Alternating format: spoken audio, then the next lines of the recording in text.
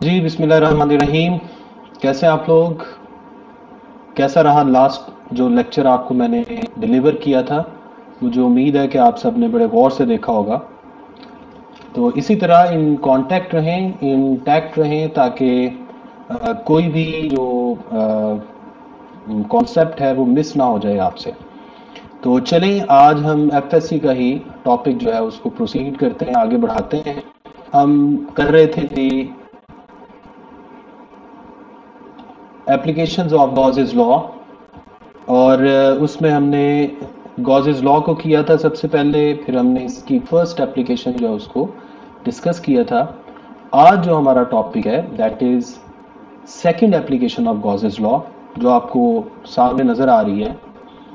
Electric field intensity due to an infinite sheet of charge. अच्छा, पहले मैं ये सारा टॉपिक एक दफ़ा स्क्रॉल कर देता हूँ जो मैंने अपनी बुक में सारा मेंशन किया हुआ है। ये आप देख लें। अगर आपको इसके नोट्स स्क्रीनशॉट की फॉर्म में लेने हैं तो वो भी आप बड़ी आराम से कर सकते हैं। तो चलें अपने लेक्चर की तरफ बढ़ते हैं। सबसे पहले जो हम चीज़ डिस्कस करेंगे वो है हमारे पास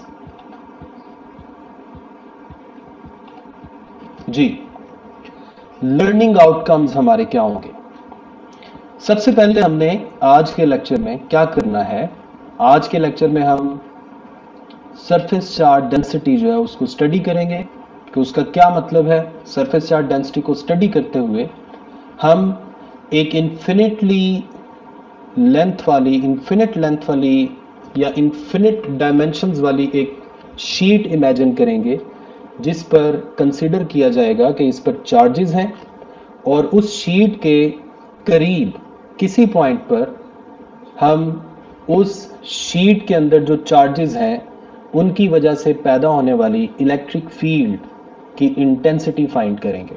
मैं फिर अपनी बात को रिपीट करता हूं कि हमने आज के लेक्चर में क्या करना है, एक इन्फिनिट लेंथ वाली, इन्फिनिट एक्सटेंट वाली चार्ज्ड शीट इमेजिन करनी है, और उस चार्ज्ड शीट के करीब किसी पॉइंट पर, किसी पॉइंट पी पर फर्ज करें, हमने क्या करना है, हमने उन चार्जेस की वजह से या चार्ज्ड शीट की वजह से पैदा होने वाली इलेक्ट्रिक फील्ड की इंटेंसिटी फाइंड करनी है। तो नेक्स्ट हम चलते हैं अपने अगली शीट की तरफ, और वो है हमारी प्रायर लर्निंग, यानी आज से पहले जो हमने पढ़ा है, जिसका आज के टॉपिक के साथ ताल्लुक है, वो क्या है। आपको याद होगा आज वाली वीडियो से पहले मैंने 2-3 वीडियोस बनाई थी, जिनमें एक था electric flux through closed surface, इसके बाद इसमें था जी दूसरा जो पॉइंट आपने पढ़ा था, एक था electric flux through close surface, जिसमें हमने एक फार्मूला बनाया था। और अगर आपको याद हो, ये जो फार्मूला आया था electric flux through close surface से, ये बिल्कुल सेम था जो आपने गॉसेस लॉ में डराइव किया। सेकंड नंबर पे आपको गॉसेस लॉ का पता होना चाहिए, जो आप मेरी लास्ट वीडियो में देख सकते हैं। मैं इसी वीडियो में भी लिंक आपके साथ शेयर कर दूंगा। और फिर तीसरे नंबर पे हमें क्या पता होना चाहिए कि गॉसेस लॉ को यूज करके किसी भी चार्ज डिस्ट्रीब्यूशन की वजह से किसी गिवन पॉइंट पर इलेक्ट्रिक फील्ड फाइंड करने का क्या मेथड है। अब उसमें कुछ पॉइंट्स हमने डिस्कस किए थे, यहां मैं वो दोबारा वो पॉइंट्स जो हैं उनको आपके साथ शेयर कर देता हूं। जैसे पहला पॉइंट था कि जिस गिवन पॉइंट पर हमने इलेक्ट्रिक फील्ड इंटेंसिटी की वैल्यू फाइंड करनी है, हमने एक ऐसा क्लोज्ड सरफेस इमेजिन करना है जिस क्लोज सरफेस के ऊपर वो पॉइंट मौजूद हो, और उस क्लोज्ड सरफेस में मैं अपनी वीडियो जो है ये यहां से रिमूव करता हूं ताकि आप बैक साइड से भी देख सकें।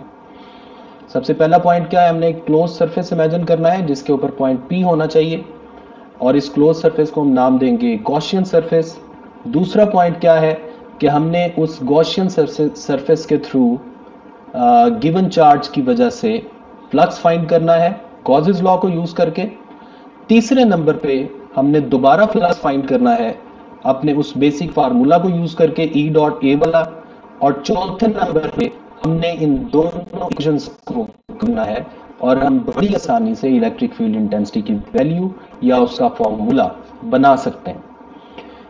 तो चलते हैं अपने टॉपिक की तरफ, जिसमें नेक्स्ट हम करेंगे जी इस टॉपिक के लिए जो रिक्वायर्ड कैलकुलेशंस हैं। जैसे आपके सामने है एप्लीकेशन ऑफ गॉसेस लॉ में आज जो हमने इसकी एप्लीकेशन करनी है ये है सेकंड एप्लीकेशन, जिसका नाम है electric field intensity near an infinite sheet of charge, जो आपके सामने इस वक्त आपको स्क्रीन पर नजर आ रही है। इसमें सबसे पहले हम डिफाइन करेंगे कि इन्फिनिट शीट ऑफ चार्ज के लिहाज से अगर देखा जाए तो सरफेस चार्ज डेंसिटी क्या चीज है वो मैं अभी आपको बता देता हूं। सरफेस चार्ज डेंसिटी, सबसे पहले आप देखें हमने एक शीट कंसीडर की है, यहां पे आप देख सकते हैं ये इस शीट को मैं आपके सामने इमेजिन करता हूं कि फर्ज करें आपके सामने एक वर्टिकल कोई पेपर है, पेपर इमेजिन करना आपने, और उसकी लेंथ इन्फिनिट है, यहां से भी इन्फिनिट, इस तरफ से भी इन्फिनिट, इस तरफ से भी इन्फिनिट, नीचे से भी इन्फिनिट, और इसके ऊपर कोई ना कोई चार्ज हमने डिस्ट्रीब्यूट किया हुआ है, कंसीडर करें कि वो पॉजिटिव चार्ज है। अब इस पॉजिटिवली चार्ज्ड शीट जो इन्फिनिट एक्सटेंट तक बढ़ी हुई है, इसके करीब इस तरफ या इस तरफ हम कोई पॉइंट इमेजिन करेंगे और उस पॉइंट के ऊपर इस शीट की वजह से पैदा होने वाली इलेक्ट्रिक फील्ड की वैल्यू कैलकुलेट करेंगे। अगर आप गौर करें ये जो इन्फिनिट चार्ज्ड शीट हमने कंसीडर की है, इस पे अगर मैं पॉजिटिव चार्ज कंसीडर करूं तो जो इलेक्ट्रिक फील्ड लाइंस की डायरेक्शन होगी वो इस शीट के लिहाज से 90 के एंगल पर होगी, क्योंकि हम जानते हैं कि इलेक्ट्रिक फील्ड लाइंस जो हैं वो किसी भी सरफेस के साथ 90 के एंगल पे होती हैं। अब ये 90 के एंगल इस डायरेक्शन में भी हो सकता है, ये 90 के एंगल दूसरी डायरेक्शन में भी हो सकता है, यानी दरमियान में मैं शीट इमेजिन कर रहा हूं और एक इलेक्ट्रिक फील्ड की ये डायरेक्शन में कंसिडर कर सकता हूं 90 के एंगल पर, जो इस वक्त आपके लिहाज से हॉरिजॉन्टल बन रही है। अगर शीट वर्टिकल है तो इलेक्ट्रिक फील्ड की जो डायरेक्शन होगी वो हॉरिजॉन्टल होगी, इसी तरह इस तरफ से भी हॉरिजॉन्टल होगी। तो अब हम अपनी थोड़ी सी कैलकुलेशन की तरफ आते हैं, लेकिन उन कैलकुलेशन से पहले मैं एक छोटा सा कॉन्सेप्ट डिफाइन करना चाहता हूं जिसे हम बोलते हैं सरफेस चार्ज डेंसिटी। आपने डेंसिटी का वर्ड काफी जगहों पर पढ़ा हुआ है, जैसे आपने केमिस्ट्री में डेंसिटी का वर्ड पढ़ा है, इसके अलावा फिजिक्स में भी हम डेंसिटी की बात करते हैं, जैसे हम डिफाइन करते हैं मैस पर यूनिट वॉल्यूम, यानी एक यूनिट वॉल्यूम के अंदर जितना भी मैस है उसे हम बोलते हैं डेंसिटी। तो यहां पर हम चार्ज की डेंसिटी की बात करने लगे। चार्ज की डेंसिटी की बात करने का मतलब क्या है, हम ये जानना चाहते हैं कि किसी भी गिवन सरफेस के ऊपर जो चार्ज है वो काफी करीब करीब है या दूर दूर है। जैसे मैं आपको आसान अल्फाज में समझाता हूं कि अगर आप मार्केट में जाएं और मार्केट में रश और लोग जो है उनके दरमियान डिस्टेंस काफी ज्यादा होगा, तो मैं कह सकता हूं कि इस वक्त जो मार्केट है वो कम डेंस है। कम डेंस होने का मतलब क्या है कि वहां लोगों की डेंसिटी कम है। इसी तरह अगर मैं मार्केट में जाऊं और वहां पर काफी ज्यादा रश हो, चलने की जगह ना हो, यानी एक आदमी फिर उसके साथ दूसरा आदमी, उसके करीब तीसरा आदमी, दरमियान में बहुत कम जगह है, तो हम कह सकते हैं कि इस वक्त जो मार्केट है वो काफी ज्यादा रश वाली है या काफी ज्यादा डेंस है, यानी लोगों की डेंसिटी काफी ज्यादा है। सेम इसी तरह अगर हमने ये देखना है कि किसी सरफेस के ऊपर, जैसे फर्ज करें इस मेरे हाथ के ऊपर जो लेट सपोज यहाँ चार्जेस हैं, मैं देखना चाहता हूं कि इन चार्जेस के दरमियान डिस्टेंस कम है या ज्यादा है। आप समझ सकते हैं कि मैं अगर ये देखूं कि इनके दरमियान डिस्टेंस ज्यादा है तो समझे चार्जेस का रश थोड़ा है, इसी तरह अगर चार्जेस करीब करीब होंगे तो मैं कह सकता हूं चार्जेस का रश ज्यादा है। चार्जेस का रश ज्यादा होने का मतलब है कि चार्जेस की डेंसिटी ज्यादा है, और चार्जेस का रश कम होने का मतलब है कि चार्जेस की डेंसिटी कम है। सरफेस चार्ज डेंसिटी का भी एक्चुअली यही मतलब है। यानी अगर किसी गिवन सरफेस के ऊपर चार्जेस काफ़ी कॉन्सेंट्रेटेड हैं, काफ़ी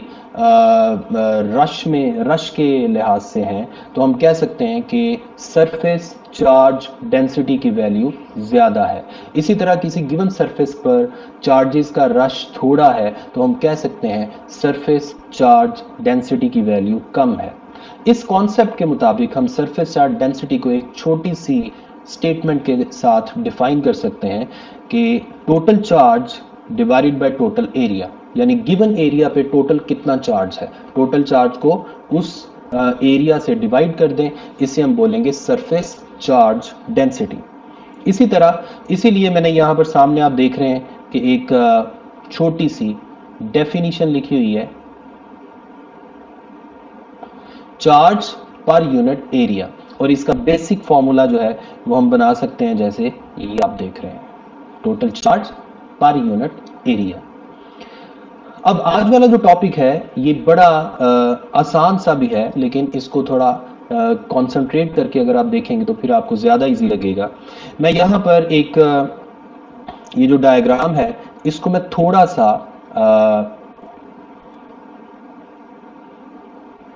आप कह लें कि थोड़ा सा एक्सप्रेसिव वे में बनाने की कोशिश करता हूँ। देखिए दरमियान में ये शीट पड़ी हुई है, और फर्ज करें इस शीट के ऊपर पॉजिटिव चार्ज है जो वहाँ उस दूसरी डायग्राम में, ये जो ऊपर डायग्राम पहले से बनी हुई है इसके ऊपर आपको नज़र आ रहा है। मैं इसलिए यहाँ पर पॉजिटिव चार्ज नहीं बना रहा क्योंकि डायग्राम में काफ़ी ज़्यादा रश हो जाएगा और फिर आपको समझ नहीं आएगी। तो मैं क्या करूँगा, मैं फ़र्ज़ करता हूँ कि मुझे इस पॉइंट P पर इलेक्ट्रिक फील्ड इंटेंसिटी की वैल्यू चाहिए। तो उसके लिए मैं क्या करूंगा, मैं एक क्लोज्ड सरफेस इमेजिन करूंगा, जैसे मैंने अभी आज के लेक्चर के शुरू में आपको बताया कि हमें क्या करना है, गॉसेस लॉ को अप्लाई करने का क्या मेथड है। एक क्लोज सरफेस इमेजिन करेंगे और उस क्लोज सरफेस के ऊपर ये पॉइंट P होना चाहिए। अब मैंने आपको इससे पिछली वीडियो में बताया था कि जो क्लोज सरफेस इमेजिन करना है उसकी शेप क्या होगी ये मैटर नहीं करता, क्योंकि हम जानते हैं कि electric flux through closed surface does not depend upon the shape. इसका मतलब है यहां इसकी शेप कैसी होगी ये हमारी मर्जी के मुताबिक होगी, जो हमारे लिए ज्यादा इजी है, जिसके लिए कैलकुलेशन हम ज्यादा इजीली कर सकते हैं। तो इसलिए यहां पर जो शेप हम कंसिडर कर रहे हैं वो असल में वो जो शेप है वो है, मैं अभी बनाता हूं, वो शेप है जी हमारे पास एक सिलेंडर, और ये है वो सिलेंडर।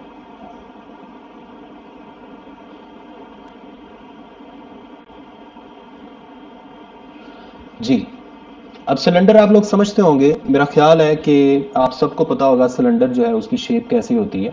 मैं आपको समझाने की कोशिश करता हूं। जैसे फर्ज करें ये एक पेंसिल है, फर्ज करें अब इस पेंसिल की एक ये सरफेस है, चारों तरफ कर्व्ड सरफेस, और दो इसकी ये सरफेस होंगी, एक इस तरफ और एक इस तरफ। जो ये वाली सरफेस है ये भी प्लेन है, जो इस तरफ वाली सरफेस है ये भी प्लेन है, और ये दोनों जो है ये सर्कल हैं छोटे छोटे। लेकिन ये वाली जो सरफेस है, जो थर्ड सरफेस आपको नजर आ रही है, ये कर्व्ड सरफेस है।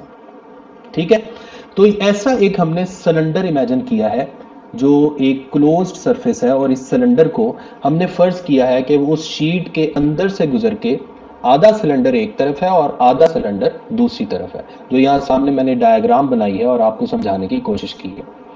फर्ज करें कि ये जो सिलेंडर है इसके टोटल 3 सरफेस आपको नजर आ रहे हैं, एक ये वाला सरफेस, एक ये वाला सरफेस। जो दोनों साइड वाले सरफेस हैं ये असल में सर्कुलर हैं, और इन सर्कुलर सरफेसेस का जो एरिया है उसको मैं ए से जाहिर कर देता हूं। और अगर मैं यहां पर इसका वेक्टर एरिया बनाऊंगा तो जाहिर बात है वेक्टर एरिया जो है वो किसी भी सरफेस के साथ 90 के एंगल पर होता है, ये हम पहले लेक्चर्स में देख चुके हैं। ये वेक्टर एरिया हो गया। इसी तरह अगर मैं कर्व सरफेस का वेक्टर एरिया बनाऊंगा तो वो इस तरफ होगा। ठीक है, मैं एक ही टर्न में आपको पूरी डायग्राम समझाना चाह रहा हूं। इसी तरह ये जो दूसरी साइड वाला एरिया है, इसका वेक्टर एरिया इस तरफ होगा। मुझे उम्मीद है कि आपको इसकी बड़ी आसानी से समझ आ रही होगी। तो 3 सरफेसेस के वेक्टर एरिया जो है वो मैंने बना दिए। अब हम बात करते हैं, अब मैं कोशिश करता हूं कोई और कलर यूज करूं ताकि आप डिफ्रेंशिएट कर सकें। अब मैं बात करने लगा हूं इलेक्ट्रिक फील्ड लाइंस की। अगर मैं दरमियान पड़ी हुई शीट की बात करूं तो मैंने अभी स्टार्ट में आपको बताया था कि इसकी इलेक्ट्रिक फील्ड की डायरेक्शन या तो इस तरफ हॉरिजॉन्टल हो सकती है या इस तरफ हॉरिजॉन्टल हो सकती है। इस लिहाज से अगर मैं इलेक्ट्रिक फील्ड लाइंस की डायरेक्शन बनाऊं तो वो या तो इस तरफ होगी, ये कलर मेरा ख्याल है ज़्यादा क्लियर नहीं आ रहा, मैं कोई और कलर यूज़ करता हूँ। ये देखिए, या इलेक्ट्रिक फील्ड की ये डायरेक्शन होगी और या इलेक्ट्रिक फील्ड की दूसरी तरफ से ये डायरेक्शन होगी।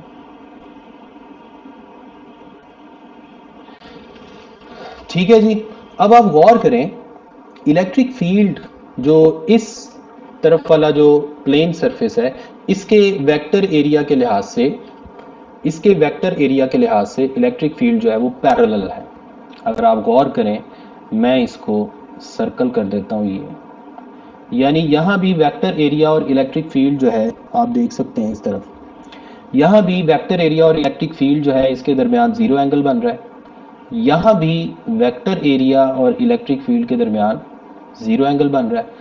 लेकिन जो कर्व्ड सरफेस है उसका वेक्टर एरिया वर्टिकल है, लेकिन हम जानते हैं कि यहां हर जगह इलेक्ट्रिक फील्ड हॉरिजॉन्टल है, यानी यहां पर एंगल कितना बन रहा है, 90।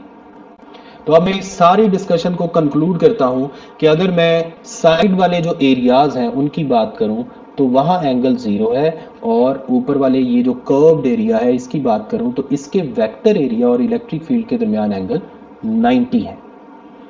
इसका मतलब है साइड वाले जो एरिया हैं उनके थ्रू फ्लक्स मैक्सिमम है, पिछली वीडियोस में हम ये बात कर चुके हैं, और जो कर्व्ड सरफेस है उसके थ्रू जो फ्लक्स है वो 0 है, यानी मिनिमम है। ये मैंने अगले पूरे लेक्चर की एक छोटी सी ब्रीफ जो हिस्ट्री है वो आपको बता दी है। अब हम कैलकुलेशन की तरफ चलते हैं। जैसे जैसे हम कैलकुलेशन जो है उनको देखते जाएंगे, मैं इन कॉन्सेप्ट्स को दोबारा रिवाइज करता जाऊंगा ताकि आपके लिए कोई प्रॉब्लम ना हो। तो अब आप देखें, सबसे पहले हमने सरफेस चार्ज डेंसिटी को डिफाइन किया, ये चार्ज पर यूनिट एरिया। फिर हमने क्या किया, चार्ज को एक तरफ रहने दिया और एरिया को दूसरी तरफ ले गए। यहां से फिर जो चार्ज है, जिसे अगर मैं कैपिटल क्यू से जाहिर करूं, वो चार्ज किसके इक्वल आ जाएगा, सिग्मा। सरफेस चार्ज डेंसिटी को सिग्मा से जाहिर करते हैं, सिग्मा मल्टीप्लाइड बाय ए। अब आप देखें, गौर से देखिए कि शीट का जितना हिस्सा गॉसियन सरफेस के अंदर आया है, ये डायग्राम में मैं बना रहा हूं, गौर से देखिए, शीट का जितना हिस्सा, देखें ये दरमियान में शीट है और ये गॉसियन सिलेंडर है। गॉसियन सिलेंडर के इस तरफ या इस तरफ जो एरिया है उसका जितना भी एरिया है उतना ही हिस्सा शीट का इस गॉसियन सिलेंडर के अंदर मौजूद है। बाकी शीट, ये जो चारों तरफ वाली बाकी शीट है, ये सिलेंडर से बाहर है। तो हमने शीट के सिर्फ उस हिस्से को कंसीडर करना है जो हिस्सा गॉसियन सिलेंडर के अंदर है।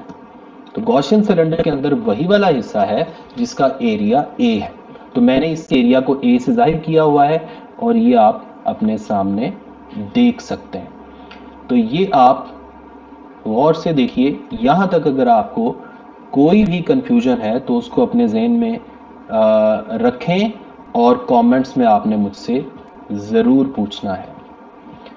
तो चलें, अब हम थोड़ा सा आगे मज़ीद प्रोसीड करते हैं, जिसमें हमारे पास क्या है, ये चार्ज आ गया। अब यहाँ देखें, यहाँ मैं गॉसेस लॉ जो है उसको अप्लाई कर रहा हूँ। इधर देखिए, ये जो इक्वेशन आप देख रहे हैं ये बेसिकली गॉसेस लॉ की इक्वेशन है, जिसमें हम जानते हैं one total flux through any close surface. यहाँ जो क्लोज सरफेस है वो गॉसियन सरफेस है सिलेंडर की फॉर्म में, उसके अंदर से जो टोटल फ्लक्स गुजर रहा है वो कितना है, 1/ε0 multiplied by charge enclosed by the surface. अब इस क्लोज सरफेस के अंदर कितना चार्ज एनक्लोज है, जितना चार्ज शीट के इतने हिस्से में मौजूद है। हम शीट के सारे चार्ज की बात नहीं कर रहे, हम सिर्फ उतने चार्ज की बात कर रहे हैं जो गॉसियन सिलेंडर के अंदर मौजूद है।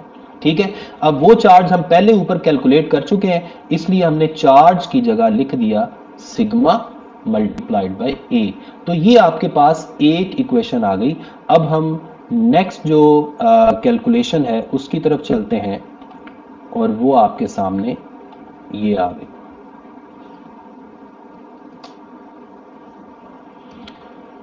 ओके जी, अब आप आ जाएं यहां पर। राइट, ओके, अब मैंने आपको शुरू में डायग्राम को जब मैं ब्रीफली आपको समझा रहा था, तो डायग्राम में मैंने आपको बताया था कि जो साइड वाले जो दो फेसेस हैं उनका वेक्टर एरिया और इलेक्ट्रिक फील्ड पैरेलल है, इसलिए उनके लिहाज से जो एंगल है वो 0 बन रहा है। तो अगर मैं एक फेस का जो फ्लक्स है उसे φ1 का नाम दे दूं, दूसरे फेस के थ्रू जो फ्लक्स है उसे φ2 का नाम दे दूं, तो फिर जो φ1 है φe1 उसे मैं कैलकुलेट कर सकता हूं इस तरह।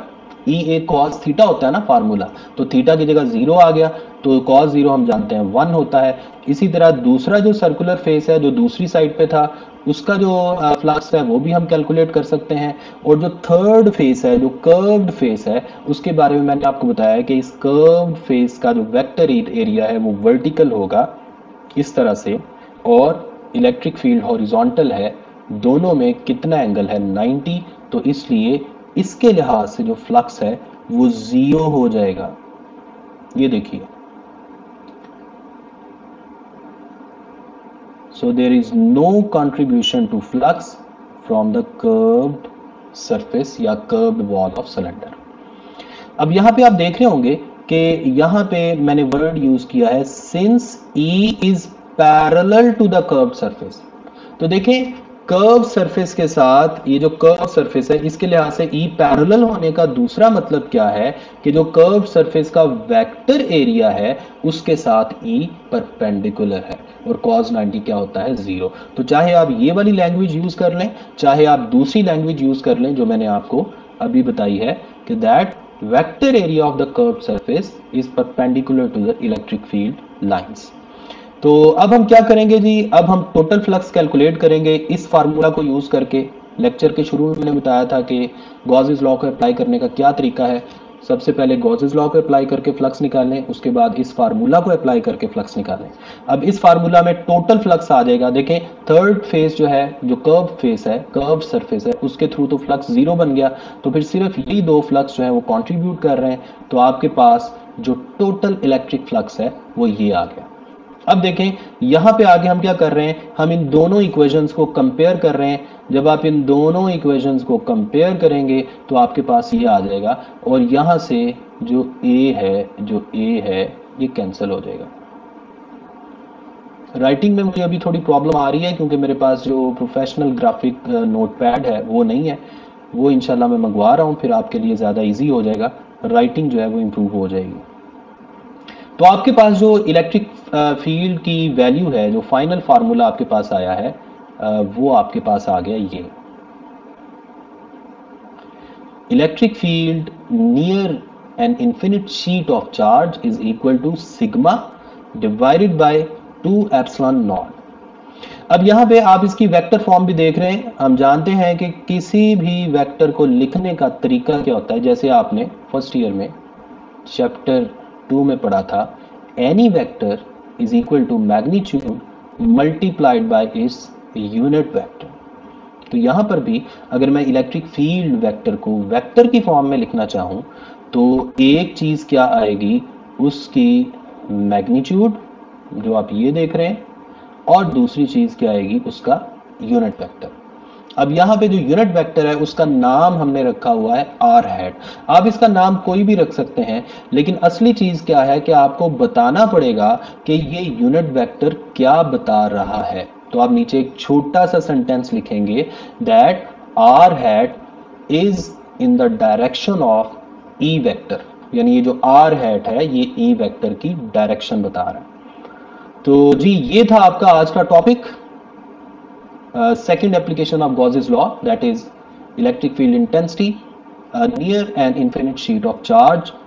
तो मुझे उम्मीद है कि आप इन चीज़ों को बहुत आसानी से अब अंडरस्टैंड करेंगे और आपको कहीं भी कोई कन्फ्यूजन नहीं होगी। और फिर भी अगर आपको कोई कन्फ्यूजन होती है तो आप ज़रूर कमेंट करें और अपनी दुआओं में मुझे याद रखें और कोशिश करें कि अल्लाह ताला मुझे हिम्मत दे और मैं इसी तरह आपके लिए वीडियोस बनाता रहूं। और दुआ करें अल्लाह ताला से कि अल्लाह ताला मुझे हिम्मत दे और मैं इसी तरह आपके लिए वीडियोस बनाता रहूं। लेकिन सिर्फ मेरे लिए जो आप समझ लें कि जो मेरे लिए फ्रूट है इन वीडियोस बनाने का, वो सिर्फ ये है कि आप इनको देख के इनसे कोई चीज़ लर्न कर सकें और फ्यूचर, आपका जो फ्यूचर है वो थोड़ा सा सिक्योर हो जाए। मेरी सिर्फ यही आप समझ लें कि दुआ भी है और यही मेरा एम है कि मेरी वजह से अगर आप लोगों का फ्यूचर सिक्योर हो रहा है तो इससे बेहतर मेरे लिए कोई बात नहीं। तो चलें, अल्लाह हाफिज़, थैंक यू।